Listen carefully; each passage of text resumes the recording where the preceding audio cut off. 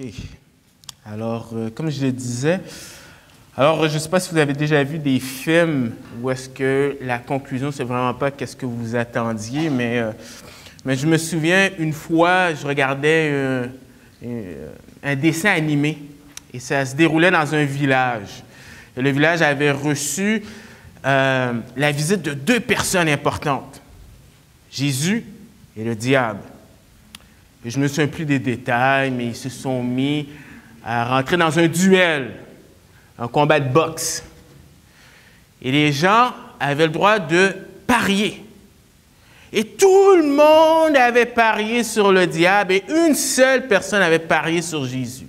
Alors, comment le diable était décrit? C'était une armure à glace. Il mesurait peut-être 10, 11 pieds, 300, 400 livres de muscles, un visage assez sanguinaire, tandis que Jésus était présenté comme quelqu'un de tout maigrichon, tout maigre. Pour faire une histoire courte, Jésus a gagné le combat et la personne qui s'est fait de l'argent sur tout le reste des gens, c'était le diable.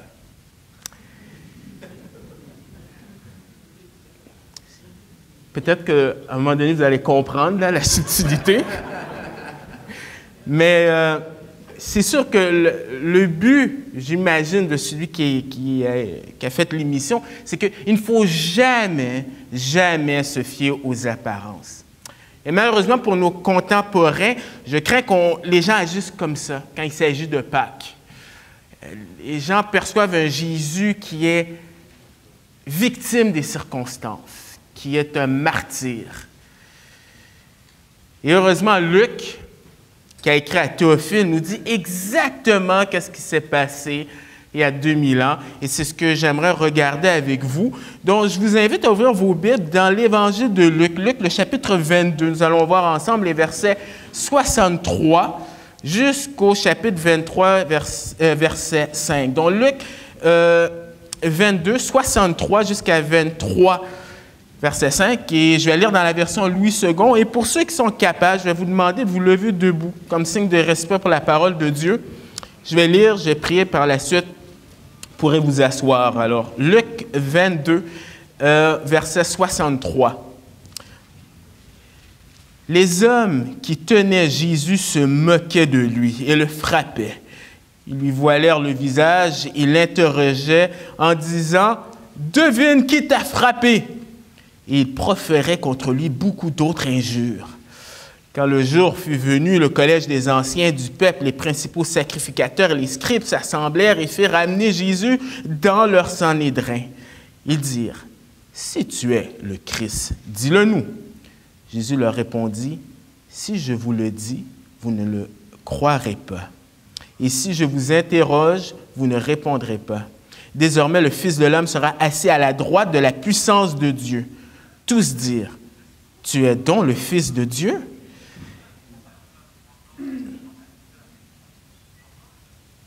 Et il leur répondit, « Vous le dites, je le suis. » Alors ils dirent, « Qu'avons-nous encore besoin de témoignages? Nous l'avons entendu nous-mêmes de sa bouche. » Ils se levèrent tous et ils conduisirent Jésus devant Pilate. Ils se mirent à l'accuser, disant, « Nous avons trouvé cet homme excitant notre nation à la révolte, empêchant de payer le tribut à César et se disant lui-même Christ roi. » Pilate l'interrogea en ces termes, « Es-tu le roi des Juifs? » Jésus lui répondit, « Tu le dis. » Pilate dit aux principaux sacrificateurs et à la foule, « Je ne trouve rien de coupable en cet homme. » Mais ils insistèrent et dirent, « Il soulève le peuple et enseigne par toute la Judée, depuis la Galilée où il a commencé jusqu'ici. » Père éternel, on a chanté « Parle ». Et c'est ce qu'on veut faire ce matin, on veut t'écouter. Que ta parole puisse vraiment changer nos cœurs et produire du fruit pour ta gloire. Dans le précieux nom de ton Fils Jésus. Amen. Alors, ce matin, j'ai décidé d'intituler mon message « Une victoire totale malgré les apparences. » Donc, une victoire totale, ultime, malgré les apparences. Et j'aimerais voir avec vous deux points qui tournent autour de ce sujet.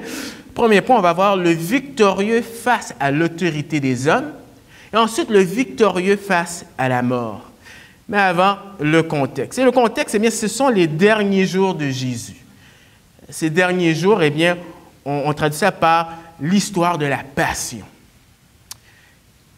Et particulièrement, le moment où Jésus se fait humilier, où est-ce qu'on est en train de le battre, eh bien, Jésus mentionne que c'est l'heure de la puissance des ténèbres.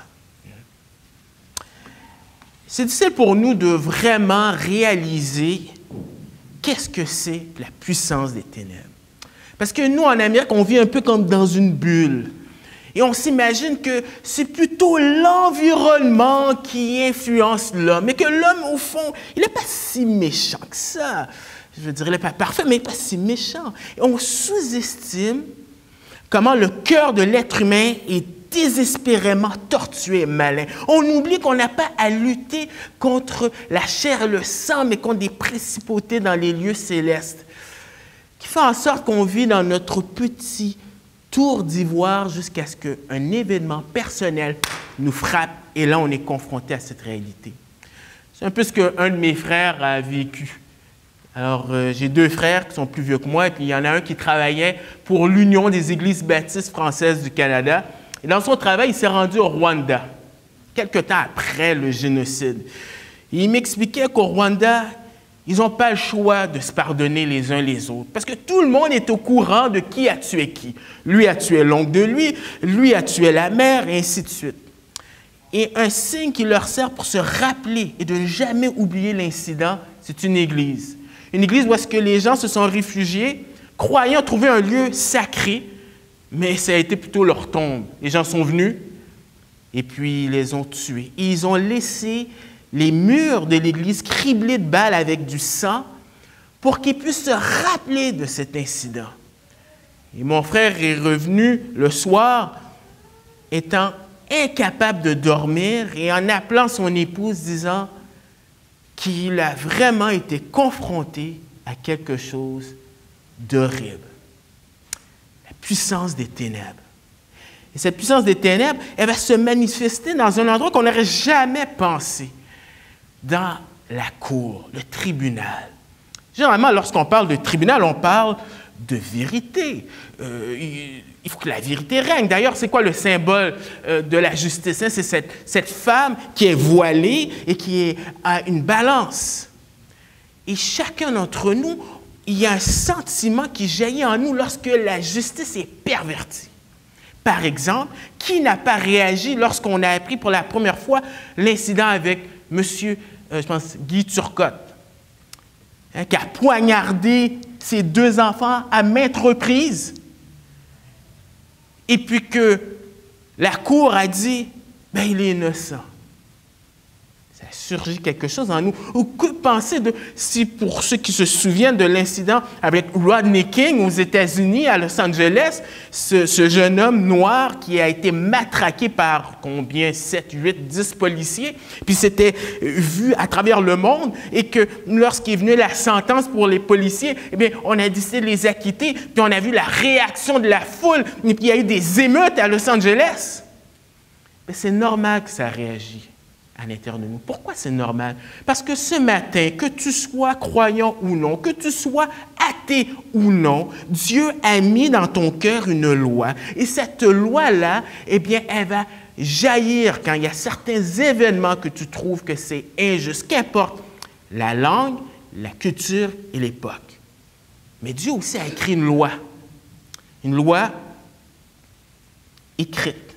Il a pris un peuple, il s'est constitué un peuple et il a décidé de pouvoir donner sa loi. La loi de Dieu, elle est bonne parce qu'elle émane de Dieu. Et elle touche les valeurs, elle touche le comportement, l'éthique et elle touche la société. Et dans cette loi-là, il y avait une loi pour les juges. Dans Deutéronome, au chapitre 16, versets 18 à 20, lorsqu'on établissait des juges, on disait « Tu établiras des juges et des magistrats dans toutes les villes que l'Éternel, ton Dieu, te donne selon tes tribus. Et ils jugeront le peuple avec justice. Tu ne porteras pas atteinte à aucun droit. Tu n'auras point égard à l'apparence des personnes et tu ne recevras point de présents, hein, des pots de vin, car les présents aveuglent les yeux des sages et corrompent les paroles des justes. Tu suivras ponctuellement la justice afin que tu vives et que tu possèdes le pays que l'Éternel, ton Dieu, te donne. » Alors Israël aurait dû être différent des autres nations dans le monde. Et pourtant, tribunal sans justice. Alors, on vient de lire dans Luc, on voit un procès, mais il faut voir l'ensemble des évangiles pour voir que ce n'est pas seulement Luc qui présente, ou du moins Luc présente un procès. Luc présente le 3e de 6 tribunaux. Et pour avoir une idée, il faut voir tous les évangiles ensemble, et je vais vous dresser un tableau de cela. Alors, il y a 6. 6 procès que Jésus a dû faire face. Et si vous remarquez, les 3 premiers sont religieux et les 3 autres sont civils. Et si vous remarquez, c'est au niveau civil qu'on retrouve que Jésus est déclaré non coupable. Alors qu'au niveau religieux, les gens qui auraient dû reconnaître qui est le Messie, eh bien, ils ne sont pas d'accord, ils veulent le tuer. Il faudrait aussi que vous portez votre attention sur le premier procès. Ça a eu lieu avec Anne. Anne, c'était le souverain sacrificateur. Mais à l'époque de Jésus, il ne l'était plus. Rome l'avait destitué et c'était son beau-fils Caïphe. Sauf que pour les Juifs, Anne était le souverain sacrificateur. C'était lui vraiment qui dirige les choses derrière le rideau. C'est lui vraiment l'homme d'influence. Et c'est pour ça qu'ils vont voir Anne en premier avant d'aller voir Caïphe. Parce que c'est Anne qui va décider qu'est-ce qu'il en est de Jésus. Si Anne dit « je ne suis pas d'accord », eh bien on poursuit. On arrête le processus et on voit Anne est d'accord pour exécuter Jésus. Donc, on voit une série de procès que Jésus a dû passer. Mais non seulement, ce n'est pas seulement le 3e des 6 tribunaux, mais il y a des procédures illégales dans ces procès-là. Pourquoi on le sait? C'est parce que les Juifs ont laissé dans leur écrit ce qu'on appelle la Mishnah, qui est un recueil de traditions orales. Et à l'intérieur du Mishnah, il y a une section qui s'appelle le Sanhédrin, pour savoir comment on doit se comporter, c'est quoi les règles. Eh bien, on va voir combien ces gens-là ont perverti même ce qu'ils croyaient. Alors, je fais une liste très vite. Si vous remarquez, il ne devait pas avoir de procès et de verdict la nuit. Et ça a été violé, si on voit les évangiles. Ensuite, le procès devait être en public. Et il y en a 2 qui se sont fait en privé, chez Anne et Caïphe. 3e, eh bien, pour la peine capitale, il faut au moins 23 juges. On n'a pas d'évidence, mais on sait que Joseph d'Arimathée n'était pas là avec Nicodème. Un seul témoin ne suffit pas. C'est très important. Tout ce que tu dis doit être sur la déclaration de 2 ou 3 témoins. L'accusé ne peut témoigner contre lui-même. On va voir que dans Luc, c'est ça qu'ils vont essayer de faire. Il faut au moins 2 ou 3 témoins avec vraiment un parfait accord. Et ce n'est pas ce qu'on retrouve encore dans les évangiles. L'accusé ne devait pas être moqué, battu et maltraité. On va le voir, on vient de le lire, ce n'est pas le cas. C'est intéressant, le suivant. Les arguments pour son innocence en premier et ensuite pour sa culpabilité. Mais on va voir que ce n'est pas ça qu'ils vont faire. Et unanime pour l'acquitter, mais non pour la condamnation. Parce que ça aurait été bizarre de dire que tout le monde veulent le condamner. C'est louche. Et pourtant encore violation. Le procès et le verdict ne peuvent se faire le même jour. Et on voit que dans Marc, ce n'est pas ce qui est arrivé. Pas de procès durant les fêtes. Et pourtant, qu'est-ce qui se passe? C'est durant la Pâque, la fête des pains sans levain. Et les votes doivent commencer par les plus jeunes, pour ne pas être influencés par les plus vieux. Procédure illégale. Incroyable. Ça ne date pas d'aujourd'hui, qu'est-ce qu'on voit dans les médias. Mais ensuite, ils se moquent. Ils exercent la violence physique et verbale. Je dis pour vous, les hommes qui tenaient Jésus se moquaient de lui et le frappaient. Alors, c'est qui ces hommes? Probablement, Luc 22, 52 nous dit Jésus dit ensuite aux principaux sacrificateurs, aux chefs des gardes du temple et aux anciens qui étaient venus contre lui, « Vous êtes venus comme après un brigand avec des épées et des bâtons. » Alors, c'est probablement les chefs de garde, la police, qui tient Jésus. Et c'est ironique. Comment on peut tenir celui qui est capable de tout tenir? Jésus qui a tenu l'homme fort pour piller sa maison, représente le diable. Jésus qui a dompté la mer et le vent. Jésus qui a ressuscité les hommes, des hommes, des gens qui étaient morts. Jésus qui pardonne les péchés. Jésus qui n'est pas capable d'être tenu et tenu par les hommes. Et qu'est-ce qu'on nous dit? C'est qu'on se moque de lui, on le frappe. Et le temps de verbe est qu'on le frappe constamment. Et c'est le même mot qui est utilisé dans 1 Corinthiens 9, verset 26, quand Paul dit qu'il traite durement son corps comme un boxeur. Donc, ce n'est pas juste des petites gifles qu'on donne à Jésus. 64, on dit, lui voilèrent le visage et l'interrogeaient en disant, et ça constamment, devine qui t'a frappé. Dans l'évangile de Luc, à plusieurs reprises, dans Luc 9, 18, dans Luc 18, verset 32, 33, on nous dit que Jésus était vu par les gens comme un prophète.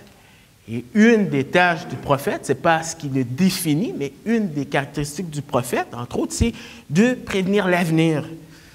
Et l'ironie, c'est qu'ils sont en train de s'amuser en disant « Ah, on va voir si tu es prophète, hein? Qui t'a frappé? » L'ironie, c'est qu'au verset 61, Jésus déjà est en train d'accomplir une prophétie. On nous dit « Le Seigneur s'étant retourné, regarda Pierre, et Pierre se souvint de la parole que le Seigneur lui avait dite. Avant que le coq chante, aujourd'hui, tu me renieras 3 fois. » Et même Jésus avait déjà annoncé qu'il allait être traité, maltraité par les gens. Donc, il y a une ironie là-dedans. Il continue, le verset 65, « Et il proférait contre lui beaucoup d'autres injures. » Et Luc nous laisse à notre imagination. Mais quand tu lis les évangiles, on a traité de Jésus de bâtard, on a traité de Jésus de démon, on a traité de Jésus qui est en connivence avec le diable. Et le mot qui est utilisé dans l'original pour injure, c'est blasphème. Et il y a une ironie là-dedans, parce que dans le deuxième procès, pas Pilate, mais Caïphe va dire que Jésus blasphème. Mais c'est eux qui sont en train de blasphémer, c'est eux qui s'opposent à Dieu. Et quand tu t'opposes à Jésus, tu t'opposes à Dieu. Moquerie et violence. Dans ce contexte-là qu'on retrouve Jésus. Mais on voit aussi Jésus qui est victorieux face à l'autorité des hommes. Vous savez, le premier péché, dans la Genèse, on nous explique que Adam et Ève ont péché parce qu'ils ont voulu être autonomes. Ève a dit à un moment donné, « OK, j'ai le choix d'écouter ce que le serpent me dit ou qu'est-ce que Dieu dit. Eh bien, je vais être moi-même mon propre juge. » Tandis que Adam, eh bien, on nous dit que ce n'était pas par tromperie. Adam l'a fait volontairement. Donc, ils ont voulu être leur propre boss. Et le péché, à la base, c'est moi qui est en charge. C'est moi qui décide. Et ça ne marche pas comme ça. Parce que il y a une collusion entre deux systèmes de pensée. Et c'est pour ça que les gens, à la base, n'aiment pas Jésus. Parce que Jésus, qu'est-ce qu'il fait? C'est qu'il veut venir pour régner comme sauveur et seigneur et avoir autorité dans tous les domaines de ta vie. Et contrairement à ce que notre société pense, de dire, eh bien, on peut compartimenter Jésus juste le dimanche, tandis que la vie publique, ça c'est différent. La vie privée, c'est correct, mais ne viens pas mettre Jésus dans le reste de ta vie. Ça n'a aucun sens parce que Jésus, quand il vient, eh bien, il prend autorité dans toutes les sphères de ta vie. Donc, on voit, il y a une collusion qui va se faire face, qui vient. Et cette autorité-là, eh bien, on voit un exemple, c'est au niveau de l'autorité ecclésiastique, le Sanhédrin. Jésus est présenté devant le Sanhédrin. Sanhédrin, ça représente la cour vraiment, les responsables, les leaders de la nation. Je pense qu'ils étaient 71. Et tu te présentes devant 71 juges en forme de demi-cercle. Comme ça, tout le monde te voit. Et derrière, tu avais peut-être une centaine des disciples de ces gens-là, dont tu es confronté devant quoi? Une centaine de personnes, et ça peut être intimidant. Je me souviens quand je faisais mon bac en biologie, eh bien, dans mon dernier cours, eh bien, c'était une synthèse. Il fallait faire une synthèse de plusieurs cours. Il était devant 3 professeurs. Ils te posent des questions. Pas de crayon. Pose des questions. Et dans tes réponses, tu n'as aucune idée si ils sont d'accord ou non. Mais c'est rien comparé à être confronté devant autant de personnes. C'est intimidant. Et le verset 66 nous dit « Quand le jour fut venu ». C'est-à-dire que les 2 procès se sont passés la nuit. Rappelez-vous, Jésus est en train de prier dans Jean 17. Les disciples s'endorment parce que Jésus a passé une nuit blanche finalement. Et on veut précipiter les choses parce qu'il faut qu'on se débarrasse de Jésus le plus vite possible pour qu'on puisse célébrer la Pâque. Alors, quand le jour fut venu, alors il faut officialiser cela parce que c'était durant la nuit. Jésus était coupable. Il faut rendre ça au grand public pour montrer qu'ils font les choses selon les règles, les normes. Et on nous dit qu'il est placé devant le collège des anciens du peuple, des principaux sacrificateurs et les scribes. Et là, moi, j'ai un problème avec ça. Parce que ces 3 personnes-là, ou ces 3 groupes-là, souvent dans les évangiles, ils sont perçus comme des gens qui sont ennemis de Jésus, qui veulent le tuer. Alors, on se dit, ouh, ça commence mal, je vais être mis en présence de mes juges, et mes juges sont des gens qui me détestent depuis plusieurs années. On nous dit, ils s'assemblèrent devant, ils furent amenés Jésus dans le Sanhédrin. Et qu'est-ce qu'ils font? Eh bien, ils vont droit au but. Ils questionnent sur son identité. Le texte nous dit, ils dirent, si tu es le Christ, dis-le-nous. Quand même étonnant, il ne commence pas en l'accusant. Et ça semble être anodin, cette question-là. Mais dans l'original, le « si », alors dans le grec, il y a plusieurs, je ne vais pas vous rentrer dans les détails, mais c'est quand même important pour qu'on voit la subtilité. Il y a plusieurs « si » dans le grec. Et ce « si » là, c'est la première classe, première condition. C'est-à-dire, on sous-entend que puisque tu es le Christ, mais la subtilité là-dedans, c'est quoi? C'est qu'ils veulent que Jésus puisse se discréditer. Ils veulent, on l'a lu tout à l'heure, on l'a regardé. Ce n'est pas leur job de faire ça, mais ils veulent que Jésus tombe dans le piège. Et des fois, il y a de ces questions qu'il faut être sage. Quand on agit avec les non-croyants, il y a de ces questions qu'il faut réfléchir avant de parler. C'est comme cette question-là qu'on dit, « Hey, dis-moi, est-ce que tu bats encore ta femme? » Qu'est-ce que tu réponds? Si tu réponds oui, voilà. Si tu réponds non, ça sous-entend que tu es un batteur de femme. Donc, il y a de ces questions qu'il ne faut pas tomber dans le piège. Et qu'est-ce que Jésus fait? Bien, la réponse de Jésus, elle n'est pas comme il s'attendait. Jésus leur répondit, « Si je vous le dis, vous ne le croirez pas. Et si je vous interroge, vous ne répondrez pas. » Et ici, le « si » que Jésus utilise, c'est un autre « si ». Un « si » à 3e classe, c'est-à-dire, peut-être que je vais vous répondre, peut-être que je ne vais pas vous répondre. Parce que Jésus a le droit de ne pas répondre. Il avait le droit, parce qu'eux, qu'est-ce qu'ils veulent? Ils veulent prendre Jésus au piège. Mais Jésus va leur dire quelque chose. Il va même leur dire, même si je vous réponds, déjà dans leur attitude, est à une double négation qui dit « Vous n'allez pas croire. » Malgré tous les miracles que Jésus a faits, vous n'allez pas croire. Et vous savez, l'apologétique, c'est la défense de ta foi. Et il y a des cours pour cela. D'ailleurs, je pense même à la faculté, je pense qu'ils vont donner un cours sur ça. C'est important. C'est important de pouvoir exprimer clairement ta foi. Le danger, c'est si tu mets ta confiance dans ces techniques en pensant que la personne elle va être sauvée si je lui présente des arguments bien logiques, bien structurés. Non, ça c'est un piège, parce que c'est un problème de cœur et c'est Dieu qui doit opérer cette opération. C'est un miracle, parce que tout le crédit vient à Dieu. Mais Jésus va donner encore plus de révélations. plus que qu'est-ce qu'il s'attendait. Jésus va dire au verset 69, « Désormais, le Fils de l'homme sera assis à la droite de la puissance de Dieu. » Jésus combine deux textes qui, pour les Juifs, étaient associés avec le Messie. Le premier texte est dans Psaume 110, verset 1. Psaume 110, verset 1, qui est un texte qui est cité plusieurs fois. Je pense que c'est le texte le plus cité dans le Nouveau Testament. Quoi qu'il en soit, on dit au Psaume 110, verset 1, « De David, psaume, parole de l'Éternel à mon Seigneur, assieds-toi à ma droite jusqu'à ce que je fasse de tes ennemis ton marchepied. » Et l'autre texte, c'est dans le texte de Daniel, le chapitre 7, versets 13 à 14, qui est aussi, pour les Juifs, un texte messianique, Daniel 7, versets 13 à 14, qui dit ceci. « Je regardais pendant mes visions nocturnes, et voici sur les nuées des cieux arriva quelqu'un semblable à un fils de l'homme. Il avança vers l'ancien des jours, et on le fit approcher de lui.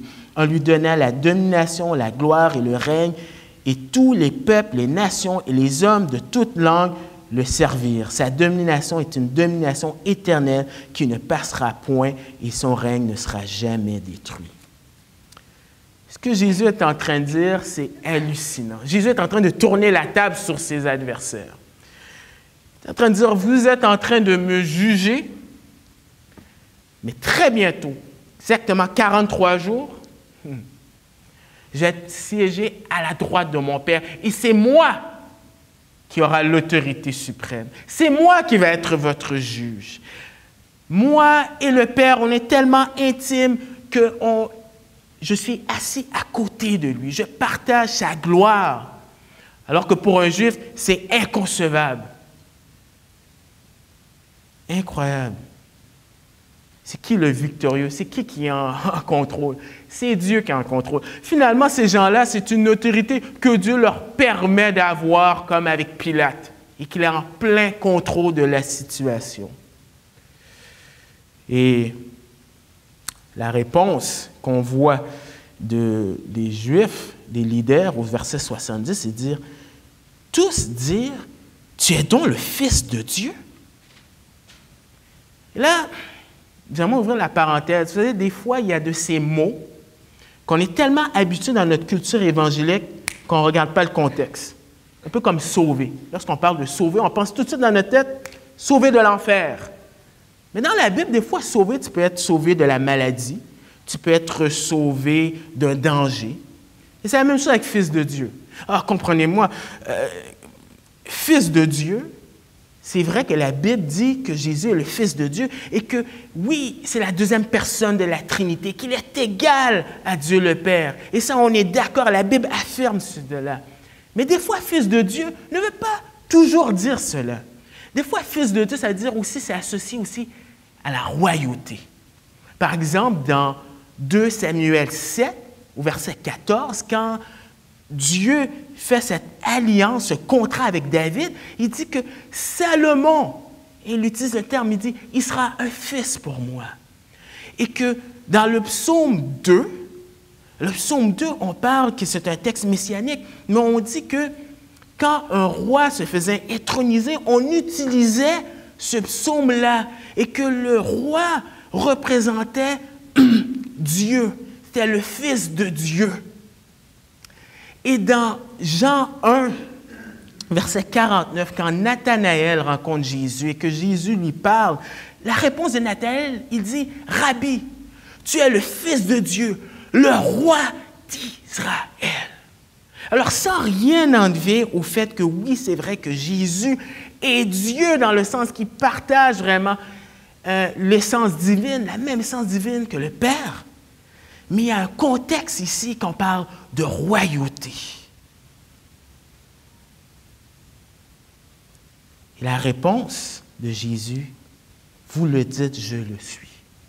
Mais pour Jésus, sa conception du Messie, ce n'est pas la même conception que les chefs. C'est comme s'ils se parlent comme ça. Pour eux, le Messie, c'est un Messie politique qui va les libérer de Rome. Tandis que Jésus, lui, dit, oui, je suis un Messie, mais pas le Messie comme vous pensez, mais selon les Écritures. Le verdict. Alors ils dirent, qu'avons-nous encore besoin de témoignages? Nous l'avons entendu nous-mêmes de sa bouche. Ils ont ce qu'ils veulent pour le présenter à Rome. Il est roi. Et la fin justifie les moyens. En se prononçant, c'est le peuple qui se prononce, parce que c'est les représentants du peuple. Et Jésus est condamné. L'autorité aussi, on va voir aussi que l'autorité civile aussi rentre en collision avec l'autorité de Christ. Donc, on ne peut pas s'échapper de Jésus. On ne peut pas dire, ah, ça c'est une affaire religieuse. Puis ça. Non, Jésus est dans toutes les sphères et les domaines de ta vie, à l'école, au travail, dans ta famille. Tu ne peux pas t'échapper de ça. Les gens n'aiment pas ça parce que c'est beaucoup plus simple de tasser Jésus et dire que c'est quelque chose de religieux. Alors, on se présente, il dit au verset 1, « Ils se levèrent tous et ils conduisirent Jésus devant Pilate. » Probablement tout le Sanhédrin, et c'est intimidant d'aller avec un grand nombre se présenter devant Pilate. Parce que premièrement, ils ne peuvent pas exécuter Jésus par eux-mêmes, ils n'ont pas l'autorité de le faire, c'est Rome qui peut le faire. Mais Pilate, c'est un homme dans sa vie qui a un pattern, il a la crainte des hommes.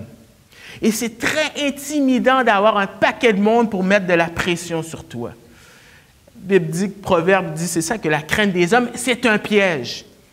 Et ce matin, ma prière, c'est qu'on apprenne à avoir la crainte de Dieu et pas la crainte des hommes. Parce que si tu as la crainte des hommes, toutes les fois que tu vas être pris dans une position où est-ce que tu dois même vraiment mettre tes convictions sur la table, tu vas abandonner. Parce que tu vas avoir peur. Tu vas avoir peur. Qu'en dira-t-on? Et ça va jouer sur Pilate. Alors, il se présente devant Pilate et tout doit se faire vite. Il semble que pour les Romains, cette période-là, c'était entre 6h et midi. Donc, il faut régler des affaires le plus vite, il faut se débarrasser de Jésus le plus vite. Gardez en tête que Jésus a probablement passé une nuit blanche. Alors, les chefs d'accusation. Première, ils se mirent à l'accuser, disant, « Nous avons trouvé cet homme excitant notre nation à la révolte. » Dans l'original, c'est cette idée de détourner. Probablement, subtilement, ils sont en train de dire que Jésus, c'est un faux prophète. Dans le contexte, Pilate, il s'en balance là, des questions de prophète. C'est ses intérêts de Rome. Alors, ils sont en train de dire que Jésus est en train de détourner les Juifs de Rome. Comme si les Juifs avaient Rome pour intérêt. Et Pilate n'est pas fou. Ça fait 10 ans qu'il était dans cette région du monde. Deuxième chef d'accusation. D'ailleurs, le rôle de Pilate, c'est justement qu'il n'y ait pas de révolte. Deuxième chef d'accusation. Empêchant de payer le tribut à César. Ah, ça aussi, c'était le rôle de Pilate, de s'assurer que les taxes soient payées. Donc, il faut qu'il présente quand même des choses pour forcer la main de Pilate. Lui dire des choses religieuses, Pilate, il s'en balance. Et on sait clairement dans les évangiles qu'ils sont en train de mentir. Jésus n'a jamais dit ça. Mais vous savez, la fin justifie les moyens. Et troisième chef d'accusation, et se disant lui-même Christ, roi. C'est vrai, il l'a dit, mais pas selon leur conception.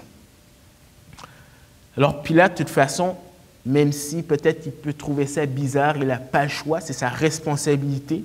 Et c'est un homme, comme j'ai dit, qui a la crainte des hommes et qui a peur de perdre son poste. Eh bien, il doit accuser Jésus, du moins il doit interroger Jésus. Alors au verset 2, on nous dit, Pilate, excusez, je pense que c'est au verset 3, il dit, Pilate l'interrogeant en ces termes, « Es-tu le roi des Juifs? » Et dans l'original, c'est emphatique. « Toi, le roi des Juifs? » Jésus lui répondit, « Tu le dis. » Il faut voir Jean 18, versets 34 à 37 pour comprendre l'interaction. Et Pilate a compris que Jésus, il n'est pas le Messie dans le sens que les chefs le présentent. Il n'est pas une menace pour Rome, parce que Jésus est venu pour quelque chose de beaucoup plus grave que Rome. Le vrai problème, c'est le cœur. Et ça doit être libéré en premier. Alors, c'est pour ça qu'au verset 4, il va venir et puis le verdict. Pilate dit aux pharisiens, aux principaux sacrificateurs et à la foule, parce que probablement de bouche à oreille, on a entendu qu'est-ce qui se passe. Eh bien, il dit, je ne trouve rien. Double négation, ça renforce. 3 fois, Pilate va dire que Jésus n'est pas coupable. C'est-à-dire que Jésus n'est pas coupable de détourner le peuple. Jésus n'est pas coupable d'empêcher de payer le tribut à César. Jésus n'est pas coupable de vouloir prendre la place de César. Eh bien, on aurait dû dire, c'est fini. Mais rappelez-vous, qu'est-ce qu'il y a derrière cette puissance des ténèbres? C'est l'heure de la puissance des ténèbres.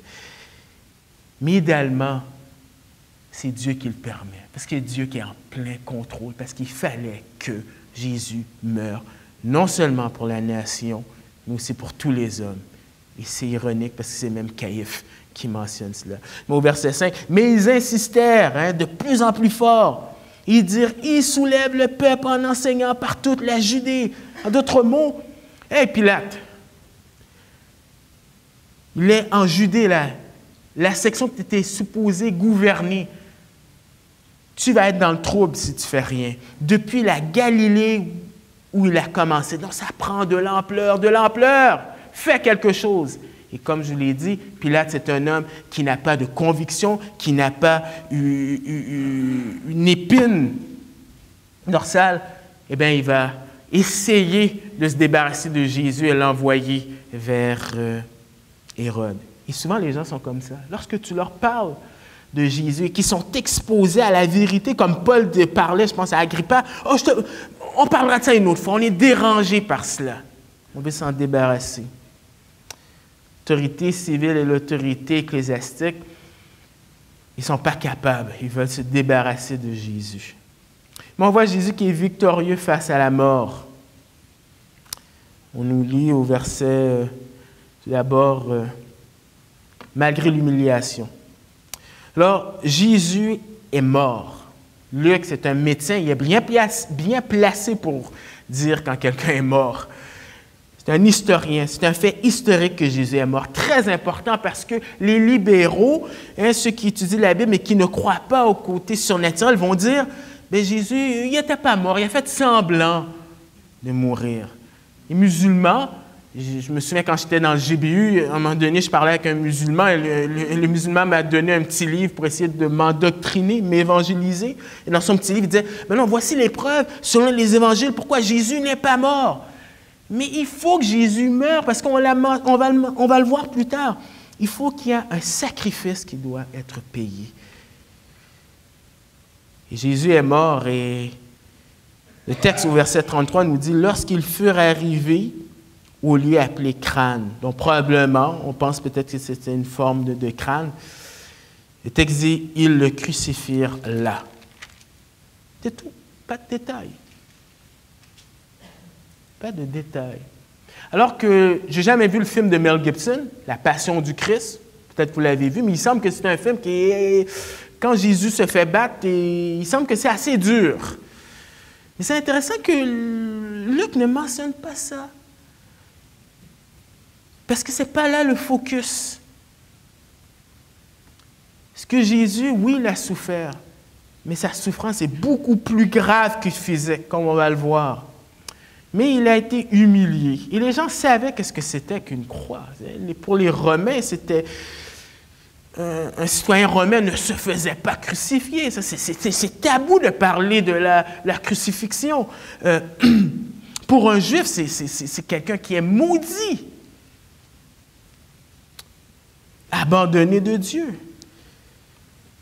Et le texte dit, ainsi que 2 malfaiteurs, l'un à droite, l'autre à gauche, l'un à gauche.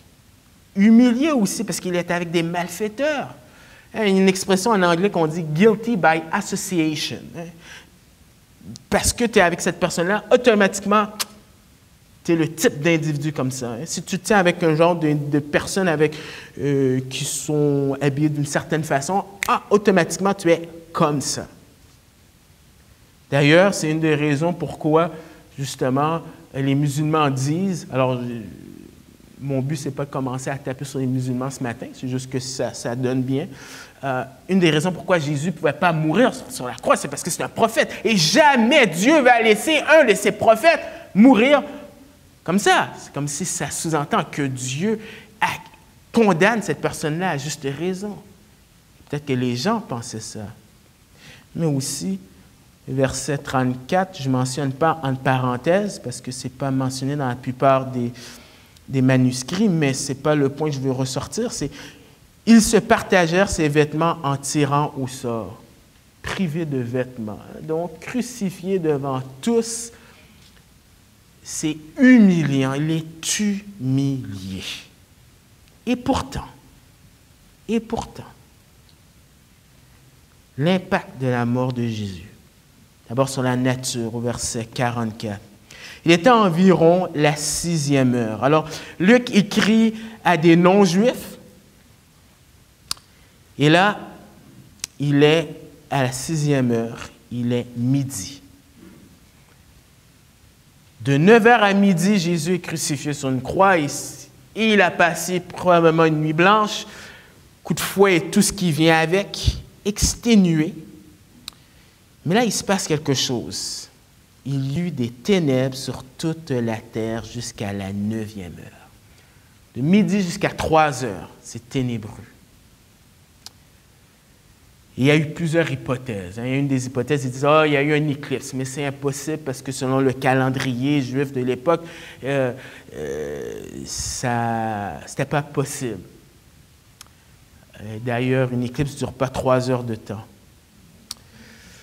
Ensuite, on dit des ténèbres sur toute la terre, et selon vos versions, peut-être que vous avez le pays, parce que dans le grec, tu as terre ou pays. Hein? Donc, il ne faut pas, des fois, penser automatiquement que c'est toute la terre. C'est accompagné de tremblements de terre dans Matthieu 27, 51. Mais l'idée des ténèbres, c'était souvent associé avec un jugement.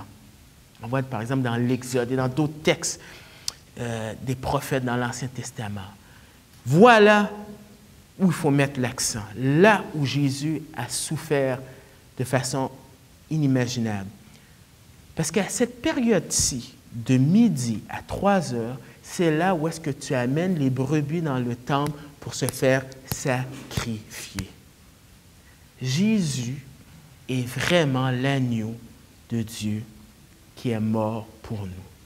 Et dans les autres évangiles, Jésus va crier « Mon Père, pourquoi m'as-tu abandonné? » Et je pense que c'est 2 Corinthiens 5, 21 qui dit qu'il est devenu, il s'est fait pécher pour nous. Pas que Jésus a péché, mais il a pris le rôle de substitution. Là, vraiment, toute l'ampleur de tous les péchés de tous les gens depuis l'humanité. Et ça a eu un impact. Un impact aussi sur le temple.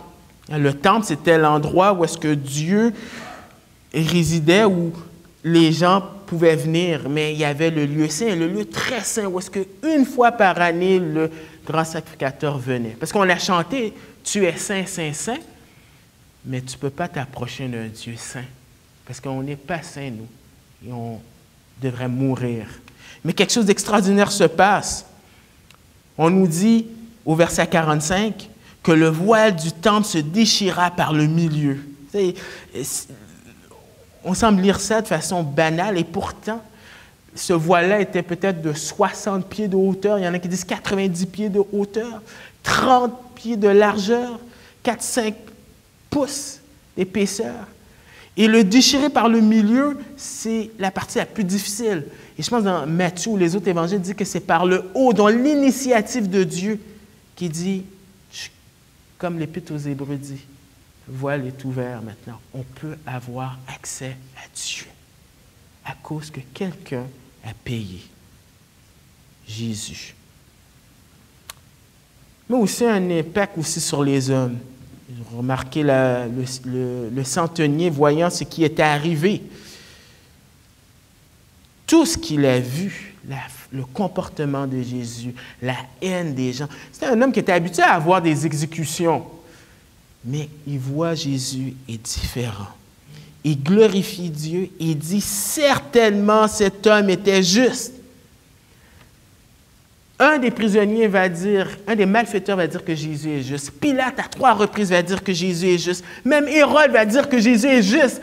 Donc, c'est pour montrer clairement que Jésus était juste. Contrairement à ce que la nation a pu dire, Jésus était juste.